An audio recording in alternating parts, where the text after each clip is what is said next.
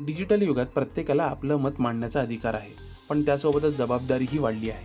सध्या YouTube content creator Mukesh Mohan मोठ्या वादाच्या केंद्रस्थानी आहे.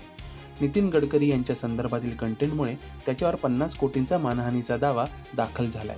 हा वाद एका व्हिडिओमधून सुरू झाला, ज्यात द कॅराव्हॅनच्या रिपोर्टचा आधार घेत बीफ एक्सपोर्टचे आरोप मांडले गेले. मात्र या दाव्यांची अधिकृत पुष्टी नसल्याने वाद अधिक वाढला. समाजात दोन मतं दिसत आहेत. काही जण म्हणतात प्रश्न विचारणं हा लोकशाहीचा हक्क आहे, तर काही जण म्हणतात पुराव्याशिवाय आरोप करणं चुकीचं आहे. बाळासाहेब आंबेडकरांसारखे नेते अभिव्यक्ती स्वातंत्र्याच्या बाजूने भूमिका घेतात. सोशल मीडियावर मीम्स व्हायरल होत असून मोठ्या दाव्यांवरही प्रश्न उपस्थित होत आहेत. पण यामागचा खरा मुद्दा म्हणजे अभिव्यक्ती स्वातंत्र्य विरुद्ध जबाबदारी. सामान्य नागरिकांसाठी हा धडा आहे, प्रश्न विचारा पण जबाबदारीने, कारण डिजिटल युगात शब्दांची ताकद ही मोठी आहे आणि परिणामही.